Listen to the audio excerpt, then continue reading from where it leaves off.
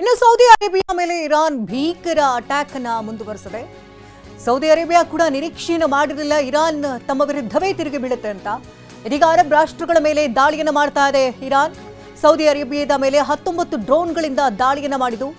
Iran drone ದಾಳಿಯನ್ನ ವಿಫಲಗೊಳಿಸಿದೆ Saudi.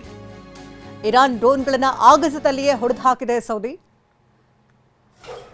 Saudi ಅರೇಬಿಯಾದ ಮೇಲೆ ಏಕಾಏಕಿ ಇರಾನ್ ಭೀಕರ ದಾಳಿಯನ್ನ ನಡೆಸಿದ್ದು ಅರಬ್ ರಾಷ್ಟ್ರಗಳ ಮೇಲೆ ನಿರಂತರವಾದಂತಹ ದಾಳಿಯನ್ನ ಇರಾನ್ ಮುಂದುವರಿಸ್ತಾ ಇದೆ. ಆಗಸದಲ್ಲಿ ಆಗ್ತಾ ಇರುವಂತಹ ದೃಶ್ಯಗಳನ್ನ ಕೂಡ ಗಮನಿಸ್ತಾ ಇದ್ದೀರಿ. ಸೌದಿ ಅರೇಬಿಯಾದ ಮೇಲೆ ಇರಾನ್ ದಾಳಿಯನ್ನು ನಡೆಸ್ತಾ ಇದ್ದಂತೆ 19 ಡ್ರೋನ್ಗಳಿಂದ ದಾಳಿಯನ್ನು ನಡೆಸೋದಕ್ಕೆ ಮುಂದಾಯಿತು. ಈ ದಾಳಿಯನ್ನ ಸೌದಿ ವಿಫಲಗೊಳಿಸಿದೆ. ಇಸ್ರೇಲ್ ಮೇಲೆ ಇರಾನ್ ಮಿಸೈಲ್ಗಳ ಸುರಿಮಳೆಯನ್ನೇ ಸುರಿಸ್ತಾ ಇದ್ದು ಬೆಳಗ್ಗೆಯಿಂದ 3 ಬಾರಿಗೆ ಮಿಸೈಲ್ಗಳ ದಾಳಿಯಾಗಿದೆ. ಇಸ್ರೇಲ್ ಮೇಲೆ ಹಲವು ಕ್ಷಿಪಣಿಗಳನ್ನ ಸಿಡಿಸಿದೆ ಇರಾನ್. ಇರಾನ್ ಕ್ಷಿಪಣಿಗಳನ್ನ ಹೊಡೆದುರುಳಿಸಿದೆ ಇಸ್ರೇಲ್. ಲೆಬನಾನ್ ಗ್ಯಾಸ್ ಸ್ಟೇಷನ್ ಮೇಲೆ ಇಸ್ರೇಲ್ ದಾಳಿಯನ್ನ ಮುಂದುವರೆಸಿದ್ದು ಹೊತ್ತಿ ಉರಿದಿದ್ದ ಲೆಬನಾನ್ನ ಅನಿಲ ಘಟಕ. ದಕ್ಷಿಣ ಲೆಬನಾನ್ನಲ್ಲಿರುವಂತಹ ಗ್ಯಾಸ್ ಸ್ಟೇಷನ್ ಇದು. ತೆರೆಮರೆಯಲ್ಲಿ ಇರಾನ್ ಮೇಲೆ ಅಮೆರಿಕ ಯುದ್ಧವನ್ನ ಸಾರ್ತಾ ಇದೆಯಾ? ಇರಾನ್ನ 2 ಇಂಧನ ಘಟಕಗಳ ಮೇಲೆ ಏರ್ ಸ್ಟ್ರೈಕ್ ಮಾಡಲಾಗಿದೆಯಾ?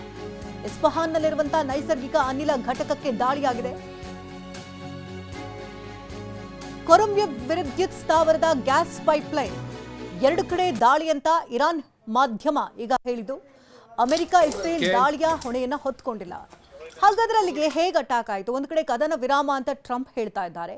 ಕದನ ವಿರಾಮ ಅಂತ ಮೇಲ್ನೋಟಕ್ಕೆ ಅವರು ಘೋಷಣೆ ಮಾಡಿದ್ದು ಕೂಡ ತೆರೆಮರೆಯಲ್ಲಿ ಇಸ್ರೇಲ್ ಜೊತೆ ಸೇರಿಕೊಂಡು ಇಲ್ಲಿ ಯುದ್ಧವನ್ನ ಮುಂದುವರಿಸಿದ್ದಾರಾ ಅನ್ನುವಂಥ ಸಂಶಯಗಳು ಮೂಡ್ತಾ ಇದೆ. ಯಾಕೆಂದ್ರೆ ಇರಾನ್ ಮೇಲೆ ಯುದ್ಧಕ್ಕೆ ಎಂಟ್ರಿ ಆಗುತ್ತಾ ಸೌದಿ? ಅಧಿಕೃತವಾಗಿ ಯುದ್ಧಕ್ಕೆ ಸೌದಿ ಅರೇಬಿಯಾ ಎಂಟ್ರಿ ಆಗಬಹುದಾ? ಅಮೆರಿಕ ಜೊತೆ ಯುದ್ಧಕ್ಕೆ ಕೈ ಜೋಡಿಸೋದಕ್ಕೆ ನಿರ್ಧಾರವನ್ನು ಮಾಡಿದ್ಯಾ? ಹಾಗಾದ್ರೆ ಇಲ್ಲಿವರೆಗೂ ತಾಳ್ಮೆಯನ್ನ ಕಾಯ್ಕೊಂಡಿದ್ದಂತಹ ಸೌದಿ ಅರೇಬಿಯಾ ದಾಳಿ ಮಾಡಬಹುದಾದಂತಹ ಸಾಧ್ಯತೆ ಇದೆ.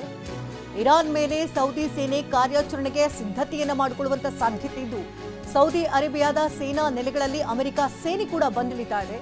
ಅಮೆರಿಕದ ಸೇನೆ ನಿಯೋಜನೆಗೆ ಸೌದಿ ಸೇನೆ ಒಪ್ಪಿಗೆಯನ್ನ ಸೂಚಿಸಿರುವುದರಿಂದಾಗಿ ಕಿಂಗ್ ಫಹದ್ ವಾಯುನೆಲೆಯಲ್ಲಿ ಅಮೆರಿಕದ ಮಿಲಿಟರಿ ಪಡೆ ಜಾಯಿನ್ ಆಗಿದೆ. ಇಲ್ಲಿವರೆಗೂ ಕೂಡ ಸೌದಿ ಯಾವುದೇ ಕಾರಣಕ್ಕೂ ಇರಾನ್ ವಿರುದ್ಧ ಯುದ್ಧಕ್ಕೆ ಹೋಗಿರಲಿಲ್ಲ. ತಮ್ಮ ಮಿತ್ರ ರಾಷ್ಟ್ರ ಅಂದ್ಕೊಂಡೇ ಇಷ್ಟು ದಿನಗಳ ಕಾಲ ಸುಮ್ಮನೆ ಇತ್ತು. ಪ್ರಥಮ ಬಾರಿಗೆ ಅಟ್ಯಾಕ್ ಮಾಡಿದಾಗಲೂ ಕೂಡ ಸೌದಿ ಹೇಳ್ಕೊಂಡಿತ್ತು, ಈ ಯುದ್ಧವನ್ನ ನಾವು ನಿರೀಕ್ಷೆ ಮಾಡಿರಲಿಲ್ಲ, ನಮ್ಮ ಮಿತ್ರ ರಾಷ್ಟ್ರ ನಮ್ಮ ಮೇಲೆ ಏಕಾಏಕಿ ಈ ರೀತಿಯಾಗಿ ಅಟ್ಯಾಕ್ ಮಾಡುತ್ತೆ ಅಂತ ನಾವು ಊಹೆ ಕೂಡ ಮಾಡಿರಲಿಲ್ಲ ಅಂತ ಹೇಳ್ಕೊಂಡಿತ್ತು. ಆದ್ರೀಗ ತಾನೇ ಯುದ್ಧಕ್ಕೆ ಸಿದ್ಧವಾಗುವಂತ ಸಾಧ್ಯತೆಗಳು ದಟ್ಟವಾಗಿದೆ ಅಂತ ಹೇಳಲಾಗ್ತಾ ಇದೆ.